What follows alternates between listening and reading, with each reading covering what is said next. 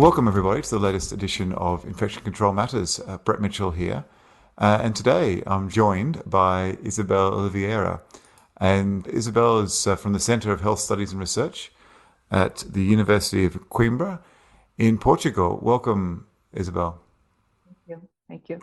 It's a pleasure to have you. And today we're going to be talking about an article recently published called Knowledge, Attitudes and Practices of Nurses Regarding Oral Hygiene of Dependent Inpatients. So, Isabel, maybe just to get started, do you want to tell us a little bit about how you got interested in this topic? Well, I was saying my main research interest is dysphagia. That's what I have been working for the last few years. But when we research on dysphagia, inevitably issues on oral care and oral hygiene always pop up because and that's one of the reasons why we decided to go forward with this study, was because we found several articles and we found evidence that there is oral hygiene or poor oral hygiene plays a very important role in the development of aspiration pneumonia. Dysphagic patients have frequently aspiration pneumonia, and normally aspiration pneumonia is linked with dysphagia, and evidence suggests that it's also linked with oral hygiene. And we were working on dysphagia and with inpatients, stroke patients, neurological patients, and we found some evidence also saying that there is a gap between best practice recommendations on oral health and what is the knowledge and the practice that nurses effectively have. We found research showing this internationally, but we didn't find research on Portugal. So we decided to develop this study in 3 wards within patients, medical wards, to understand what were the knowledge, attitudes, and practices of nurses in this context. Before we get into that, we were talking just before, and you mentioned your background and you're a rehabilitation nurse by background, and so not everyone might be familiar with that. So you've got that sort of context of that clinical and of course academic side. So you sort of your role and interest in that rehab nurse. Yes. What does that involve? Yeah. I don't know if you have, well, in Portugal, we have, like advanced practitioners, we do a specialization in one area. I'm specialized in rehabilitation. So I have my nursing degree and I have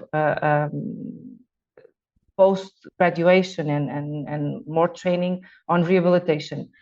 When I was in clinical practice, I used to work mainly with stroke patients, neurological patients. That's why my interest on dysphagia emerged by working with these patients. Yeah. And then that's the area of research that I pursued for my PhD. Yeah. And that's where I came across with the oral care and oral hygiene issues. Yeah. Because we found it plays a very important role in the development of aspiration pneumonia. Excellent. Okay, so this piece of work, you were interested in the knowledge, attitudes, and practices of nurses performing oral care in dependent inpatients.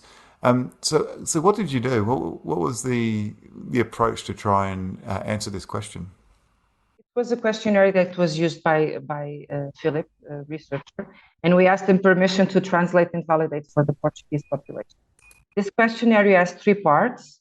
The first one is about knowledge on oral care and oral health overall.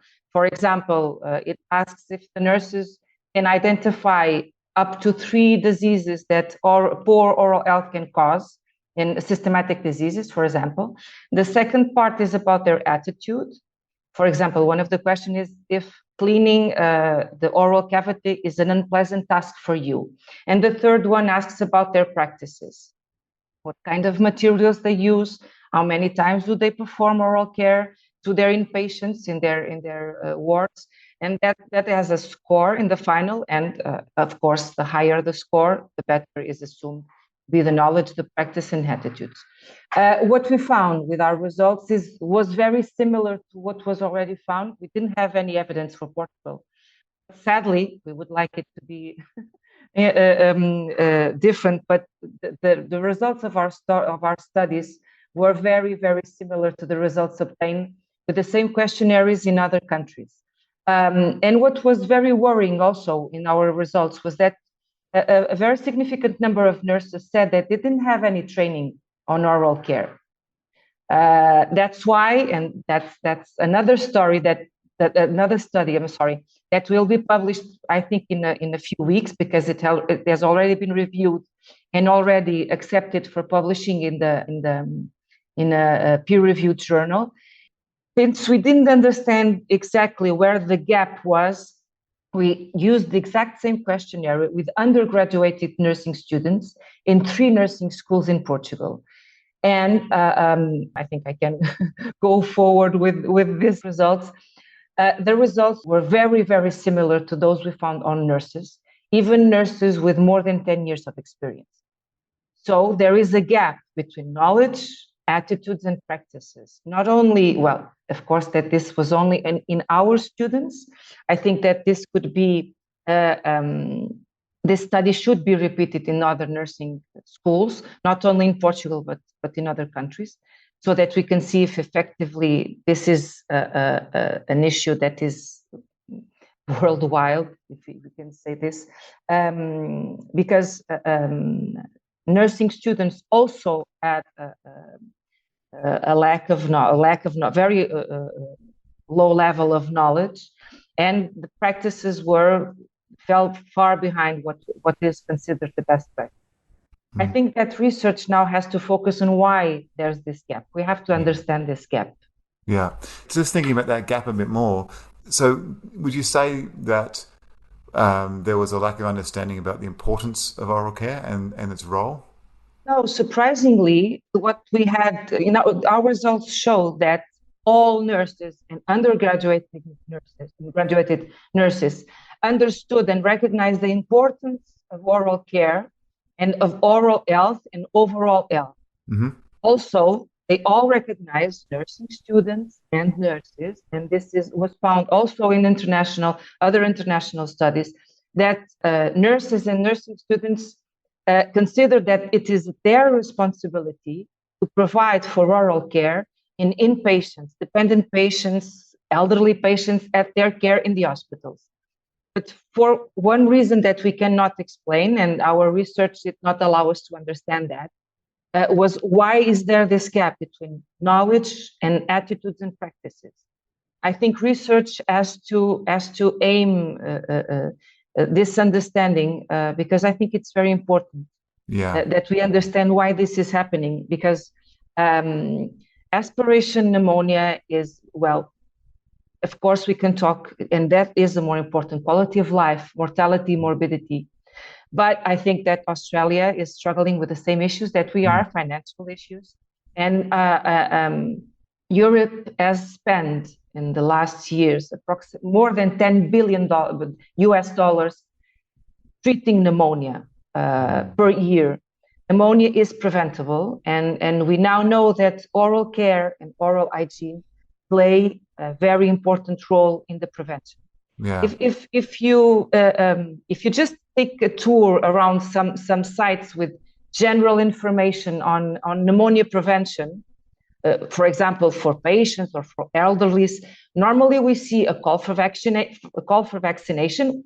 It's correct, and we see the importance of hand wash, the use of masks, non-smoking, life habits, but we never see, with the same importance, the need for a proper oral care and oral health. And I think we have to put oral health and oral care at the same level.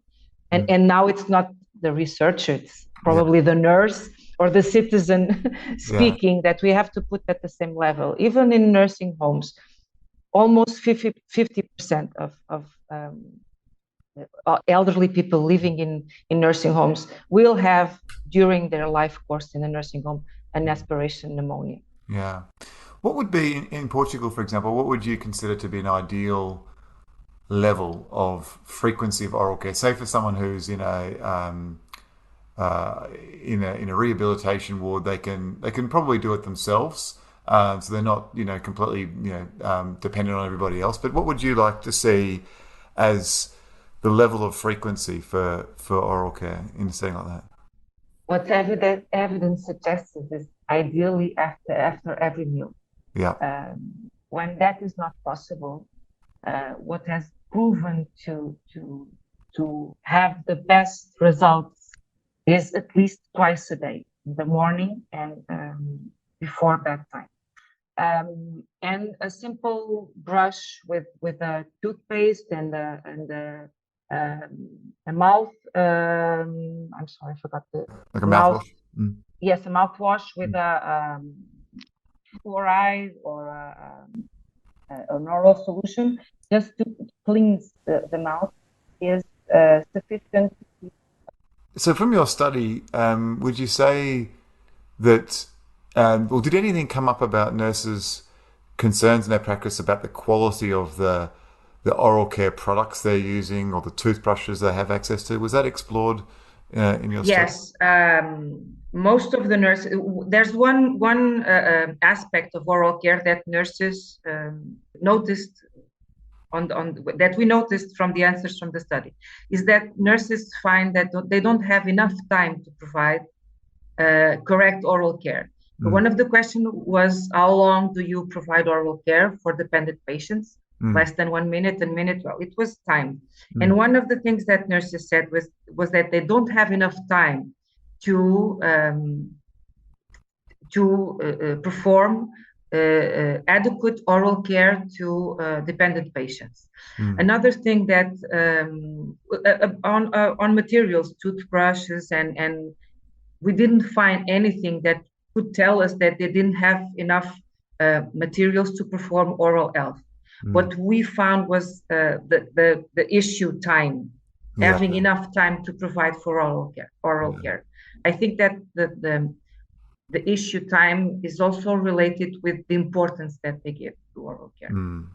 Well, but that's There's a lot of competing priorities, isn't there? And I think the more we can provide evidence around the importance of some of these things, the better that people will have to, because often there isn't enough time to do everything. Unfortunately, I don't know what it's like in Portugal at the moment, but certainly in probably Australia, the same. Very, very busy, and the nurses have to establish priorities. And normally interventions more like medication, more invasive procedures normally have priority over other kind of procedures. It's a tough one, isn't it? So I think the more evidence we can have to try and help understand the issue and what's staffing is an issue in Portugal. And staffing is an issue, yeah.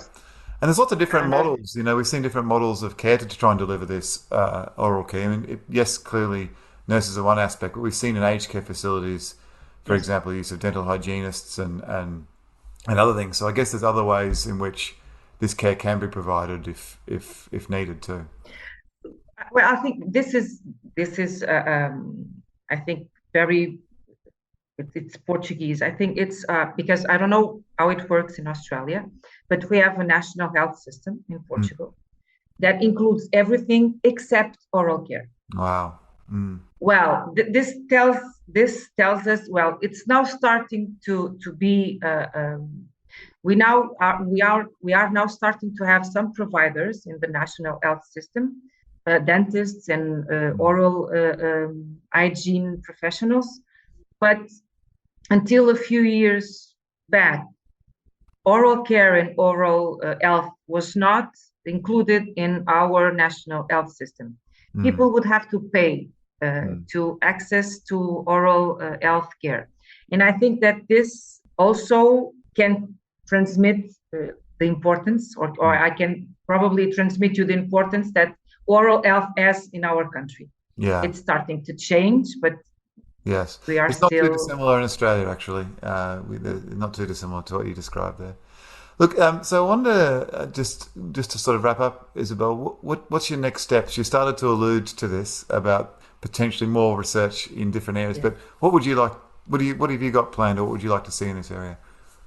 Well, first of all, I think that I'm still, my research area still is dysphagia, and it's impossible to dissociate dysphagia from oral care. Now I know this, and we are still trying to well, we replicated this study with undergraduate nursing students, and we think that now we have to try to understand why there is this gap between knowledge and practice. I think that our next step is to understand, because not only dependent patients, but also dysphagic patients will benefit from this.